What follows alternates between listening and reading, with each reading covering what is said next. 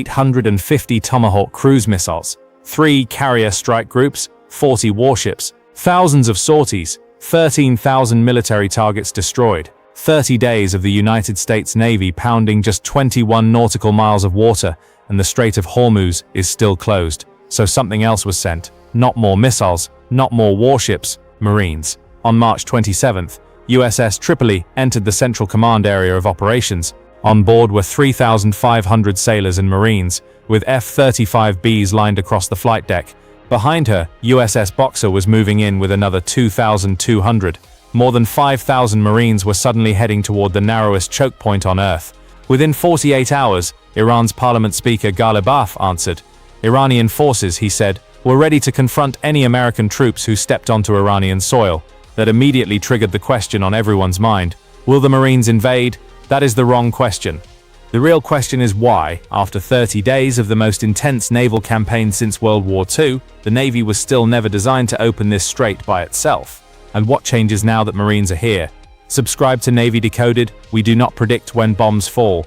We explain why 150,000 troops on paper can become a 2-to-1 disadvantage on the beach. To understand why the Navy needed Marines, we first have to understand the trap. The Strait of Hormuz is not closed by warships, it is closed by a system. Before we talk about what Marines solve, we have to understand why the Navy, with all of its firepower, has still not solved it. And the answer is not that the Navy is weak. The answer is that Iran does not fight the kind of war the Navy was built to win. Iran does not fight on the surface. Iran fights in layers. The base of that defense begins below the surface. The Defense Intelligence Agency estimated that Iran had more than 5,000 naval mines before Epic Fury began. They could be laid quickly from speedboats, submarines, and shore positions. Cheap, hidden, passive, they sit silently on the seabed and wait, and they were already in place before the first day of the operation. An escort destroyer does not solve mines. The mines are already there in the water, invisible, patient, and waiting. But mines only slow an enemy down. The real killing zone is determined by geography. The fortress islands of Abu Musa, Larak, and Keshm sit along and between the shipping lanes. The IRGC transformed them into what Iranian commanders describe as fixed, unsinkable aircraft carriers. Radar stations. Noor anti-ship missiles with a range of around 70 nautical miles. Kausar missiles reaching well beyond 100. Mobile launchers concealed inside tunnel networks. Drive out, fire, drive back in. A retired Navy captain described a new development in a recent interview. Iran, he said, had established what he called a toll gate between Larak and Keshm, a checkpoint controlling every vessel that passes through. The engineering behind those missiles deserves respect. The Noor is a sea-skimming cruise missile. In its terminal phase, it flies just 15 to 20 feet above the waterline, below the scan horizon of most shipborne radars until the final 15 seconds of flight. It cruises using inertial navigation, then switches to active radar homing only in the final miles, minimizing the time a target has to detect it and jam it. Iran reverse-engineered it from the Chinese C-800 and then mass-produced it domestically. The tunnel network is just as deliberate. Hardened mountain facilities with multiple exit points, each TEL requiring less than 90 seconds from emergence to launch. Satellite imagery can locate a tunnel mouth. It cannot predict which mouth will be used or when, and those islands are only the forward edge. Behind them stands the mainland itself. 1,000 miles of southern coastline lined with coastal missile batteries. Mountainous terrain, buried silos. Transporter erector launchers constantly moving. CENTCOM has used 5,000-pound GBU-72 deep penetrators to destroy fixed silos.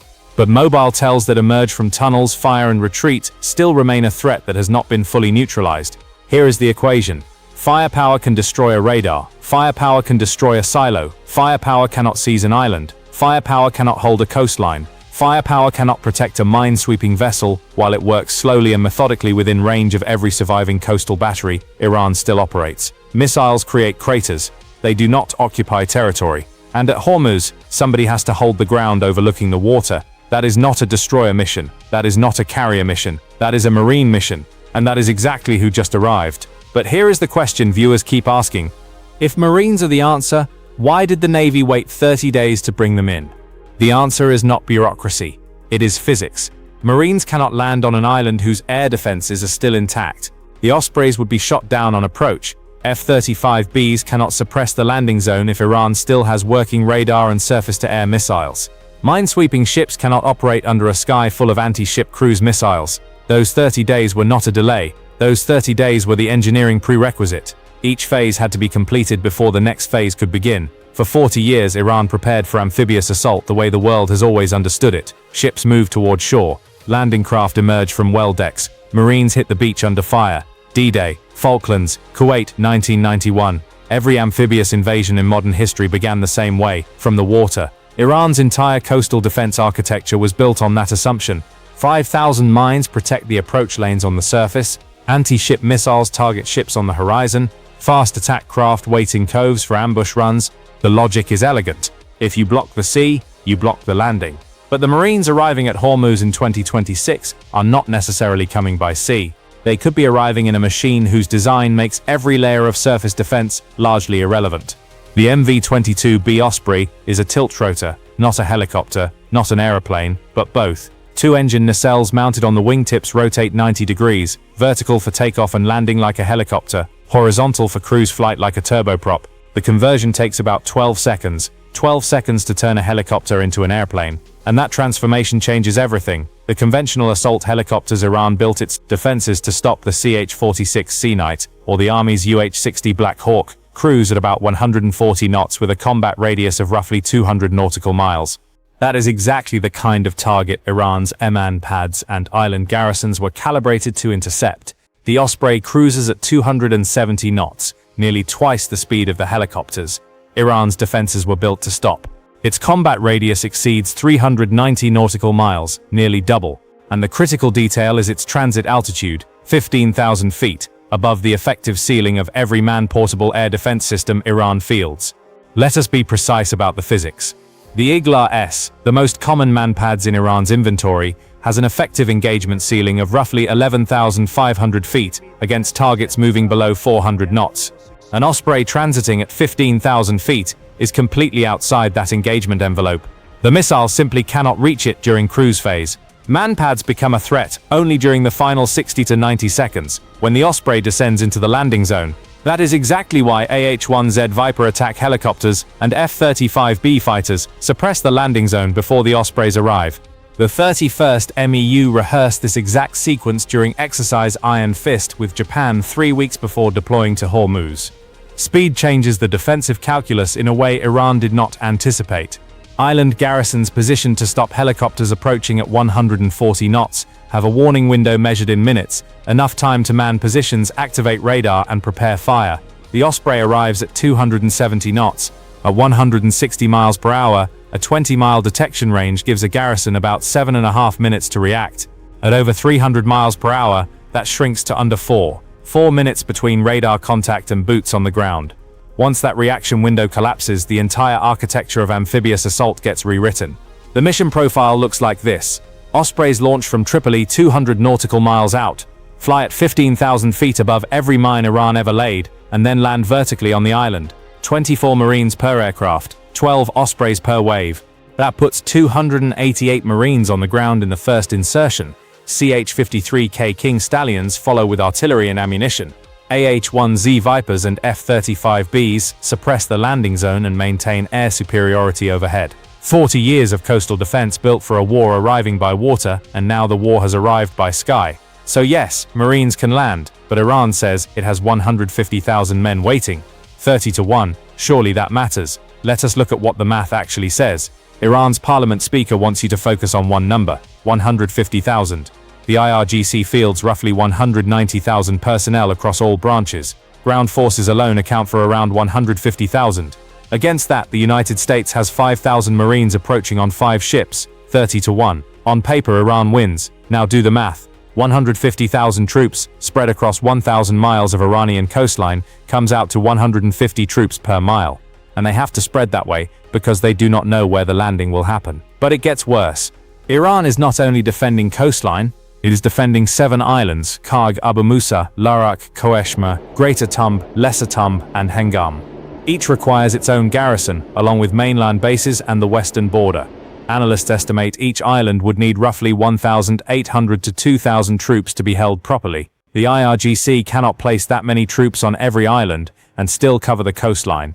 So in practice, each island garrison likely consists of only a few hundred. Now look at the Marines. 5 amphibious ships, each functioning as a floating airfield for Ospreys.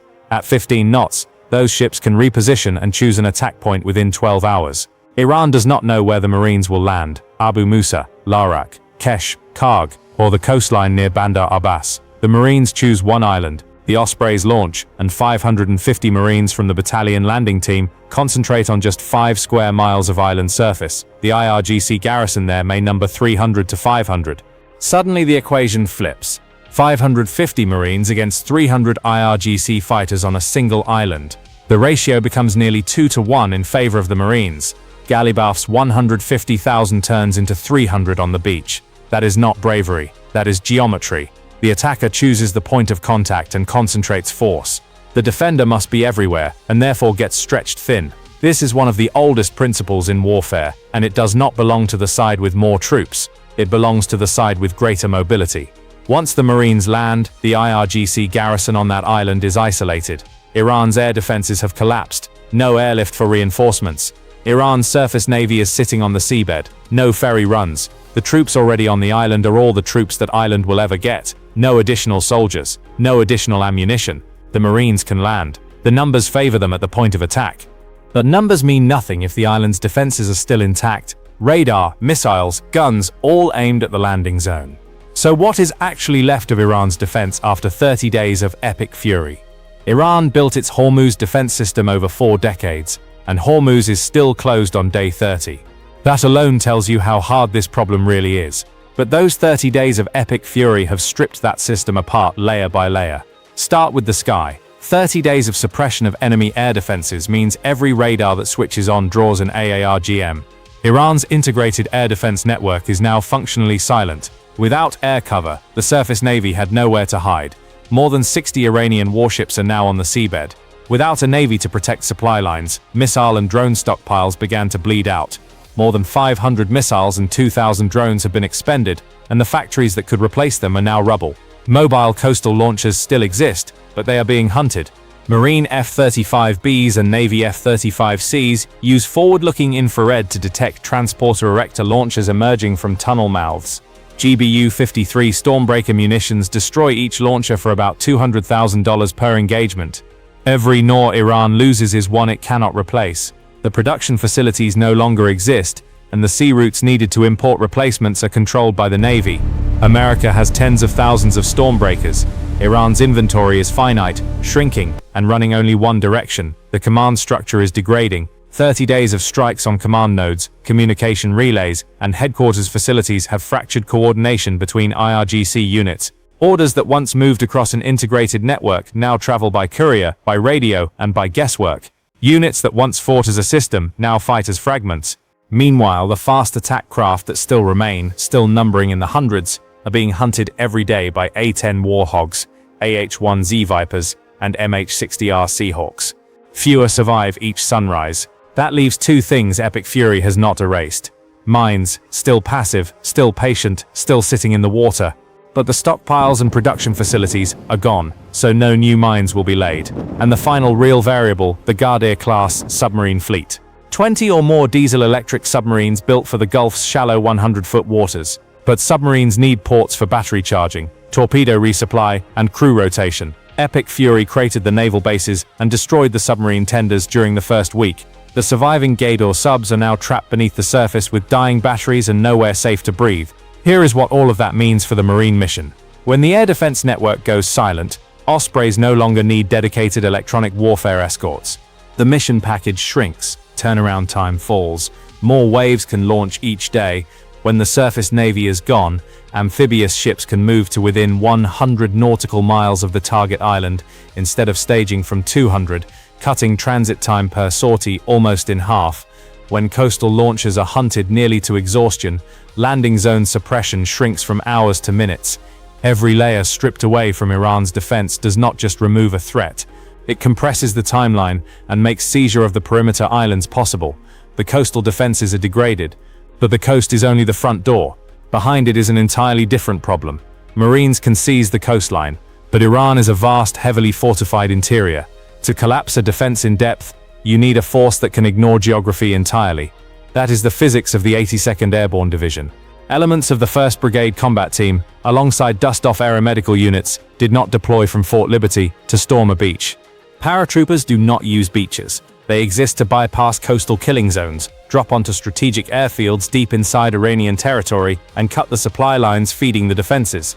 But you do not send infantry into a fortress until the geometry has been cleared. That explains the Air Force. A-10C Warthogs from Idaho and Michigan arrived in theater because, despite their coming retirement, they remain unmatched at solving one specific mathematical problem: shredding IRGC fastboat swarms and cracking coastal bunkers before the Ospreys descend. And just before the first American boot touches the dirt, the EA-37B Compass Call, making its combat debut, will sever the electromagnetic spectrum. It will blind the surviving radars. It will scramble command frequencies. It will ensure that when American forces land, Iranian defenders are fighting in the dark. A retired Navy captain analyzing the campaign put it simply: "I think we're in the third quarter of this operation." The MEU and airborne arriving is the third quarter. The first two quarters broke Iran's air defenses, sank its navy, and strangled its supply lines. The third quarter puts boots on the ground. That is the force required to seize the perimeter islands, collapse the interior, and protect minesweeping vessels. The equation has an answer. It is only waiting for the order. Ghalibaf says Iranian forces are prepared to confront. But confront with what? The air defenses are silent. The navy is on the seabed. The command network is fractured.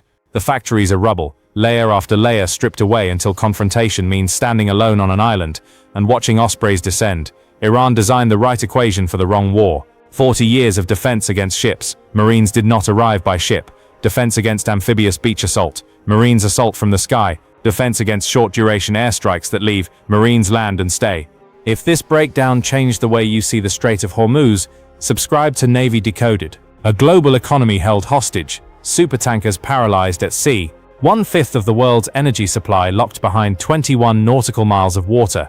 The Navy brought carriers, destroyers, and tomahawks and proved the limits of firepower. It broke Iran's air defenses, sank Iran's navy, and leveled Iran's weapons factories.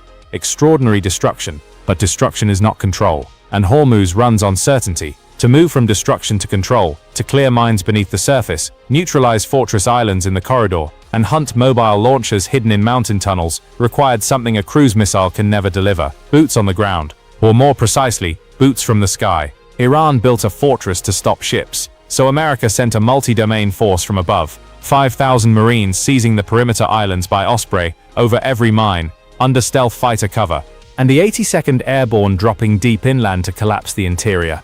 A system built for ships dismantled from above.